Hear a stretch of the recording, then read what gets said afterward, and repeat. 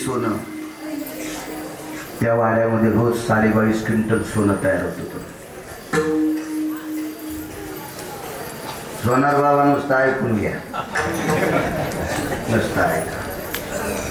इथून पुढं गरीबाच्या बाईला पिवळा रंग लावलेलं मंगळसूत्र घालावं लागल, इतकं महाग झालंय सोनं. तर 22.5 क्विंटल आकडा ऐकल्यावर घाम यायचा नाही एखाद्याला. ते रोजचं तयार होतं, रोजचं. पण त्याला त्याच्याशी गरज नव्हता, ते मानेच नव्हते. कारण कृतात्रेता युगापासून त्यांनी धनाला किंमत दिली नव्हती, त्यांनी किंमत दिली देवाला. ते कुळ होतं अस्वलाचं. पुराणाच्या भाषेमध्ये त्याला रीस म्हणतात. अस्वलाचं कुळ, ऋषाचं कुळ आहे. त्या कुळातला मुख्य कुटुंब प्रमुख आहे जांबवंत.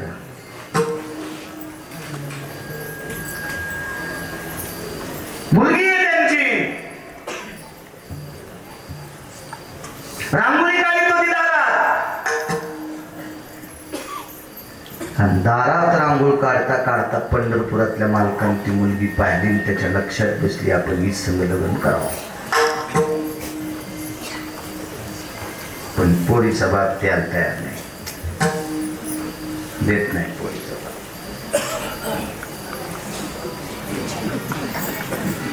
तुम्हाला नाही चुक पोराला बोलत 1 कोटी हुंडा दिल्यावर आंधळी बायको करशील.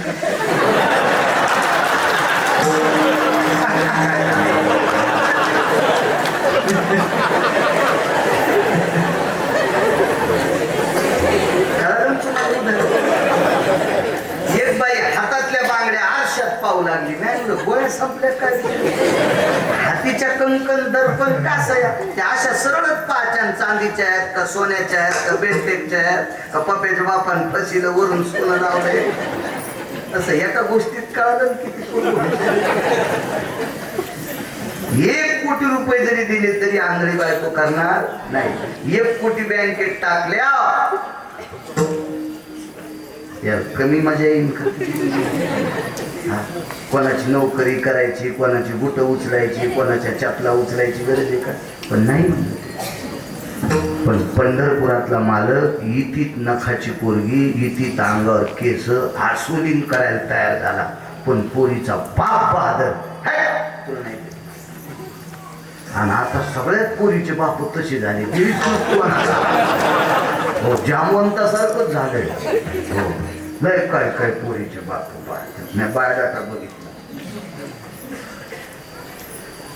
15 एकर जमीन असावी. मुलगी शेतात हुरडा खाला सुद्धा जाणार नाही.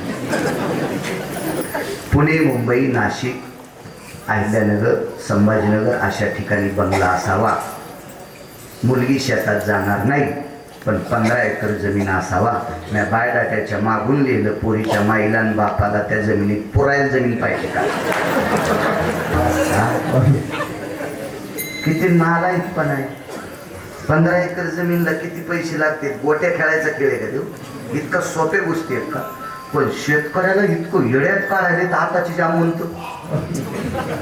म्हणजे आताचे पोरीचे बापू येड्यात काढायला तो जाम म्हणतो येड्या नाही. त्या जामवंतानं देवाचं साधं रूप बघितलं. मानवी रूप, साधं रूप बघितलं. साधं रूप, साधं रूप. 15 हत्तीला साखळ्यानं बांधल्या. जामवंती एका साखळीनं पकडल्या. हत्ती लेंड्या पडूस तर जरी संडास केली तरी पाय हलू देत नव्हती. इतकी जिच्या ताकद. आणि तिचा बापा असा उद्बत्ती छाप पोराला कशी पोरगी दे. बापानं सांगितलं, एकदा सांगितलं तुला देत नाही. रूप पाहता लोचेने सांगितलं. एकदा सांगितलं तुला देत नाही. ते म्हणलं अहो तुम्हाला कोणासोबत तरी लग्न लावाय. कोणासोबत लग्न लावायला काय पागल आहे का मी? मला जावाई भातच का पाहिजे. कसा माझ्यासोबत कुस्ती खेळणार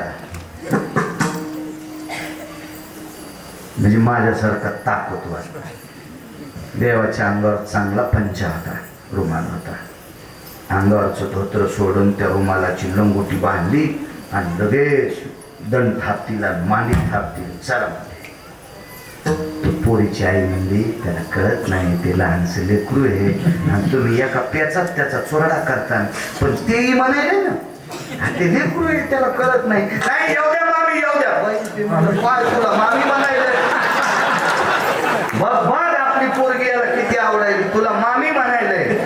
ते म्हणले अरे बापा मी तुझी 25 बऱ्या मामी, पण तुला पोरगी भेटत नाही, हे मारते रे तुला. परिसरात यायचा हात धरायला. 7व्या अवतारात देवाची ताकद नव्हती हात धरायची. जामवंतानं 7व्या अवतारात मर्यादा पुरुषोत्तम राम.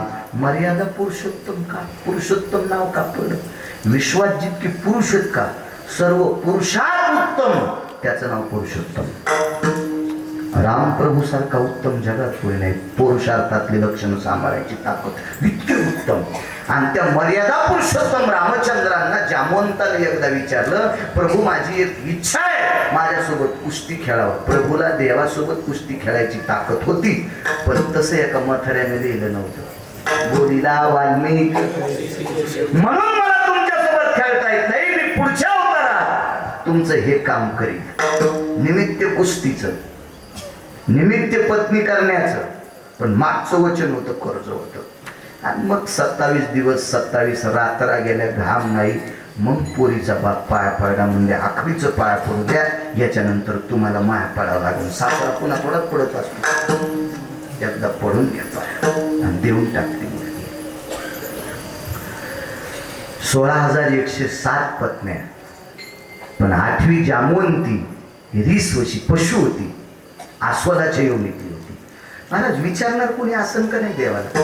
जगातली पहिली पत्रकार कोण होती? तर श्रुती नावाची पत्रकार. याच्या अगोदर कोणी पत्रकारित्व झालंच नाही. श्रुतीनं देवाला प्रश्न केला, देवा तुम्ही लावण्याचा पुतळा आहात, कर्दळीचा गाभा आहात, राजस सुकुमार आहात, मदनाचा पुतळा आहात. पाहिल्याबरोबर वेद लागते तितकी तुमची सौंदर्य आहे. कोट्यावधी ब्रह्महत्येचं पाप जातं इतकं तुमचं रूप सुंदर आहे, आणि तुम्ही आस्वंदी सोबत लग्न केलंय. भगवंतानं सांगितलं मागचं फेडण्यासाठी केलंय. तिला जाऊन विचारा. श्रुतीनं जामवंतीला विचारलं, माय तू यज्ञ केलास? आस्वादाला यज्ञ करता येते का? तू धर्म केलास? पशु काय धर्म करी? तू भजन केलास? आम्हाला काय भजन करता येईल? काही व्रत केलास? नाही. नवरात्रीचा उपास? ती म्हणली मी नाही धरला. भेंड्या खाऊन बऱ्याच बायका म्हणतात नवरात्रात भेंड्या जमत्यात. देवी शिळी आहे का मेली आहे? याच्या मनानच काही वाटीत येते. नवरात्रीतल्या उपासाला भेंड्या जमत्यात. हो, भात जमत असेल तांदळाचा, ऐका नाही. दुधात शिजिलेला पाणी नाही लागू द्यायचं. दुधात शिजिल्यावर काय होतं खाला? आपल्या मनाचेच उपास. सगळा मनचंद्या कारभार. तिनं उपासही धरला नाही. धरीचा नवरात्रातले उपास कोण नाही म्हणते, पण जी कायमस्वरूपी एकादशी धरती का, तिला नवरात्रीतला उपास धरायचा अधिकार नाही. एकादशी तिच्या स्वप्नात नाही. हो, काही काही लय फुले मोठमोठाले येतं. सकाळी एक भेटला, महाराज आता 9 दिवस मी चप्पल घालीत नाही. हो, ते जवळून गेला तर घोरपडीवाणी वास आलता. म्हणजे दसरा झाला की दगड उकरीत होता घोरपडी धरायला. आणि हे म्हणला मी नवरात्रात बूट घालीत नाही. अशा हरामखोराला देवी भेटायला तिच्या गोळ्या संपल्यात का? विचारा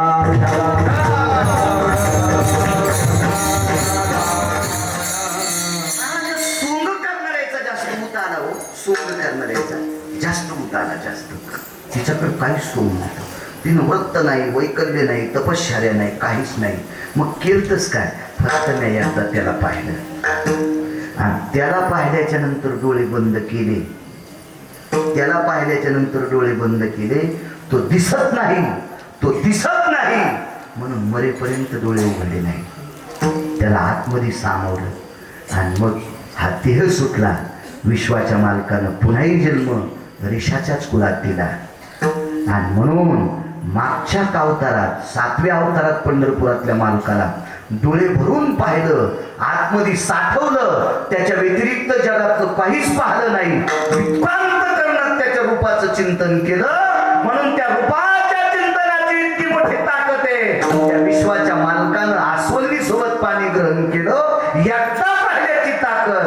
आस्वदाच्या कुळाचा उद्धार केला. विश्वाच्या बापानं देवानं त्या कुळाशी पाणी ग्रहण केलं. एकदा पाहण्याची ताकद आहे, फक्त एकदा त्याला तितक्या दृष्टी गोड दृष्टीनं पाहिलं, एवढा मोठा पुरुषार्थ प्राप्त झाला. म्हणून मालक पाहिजे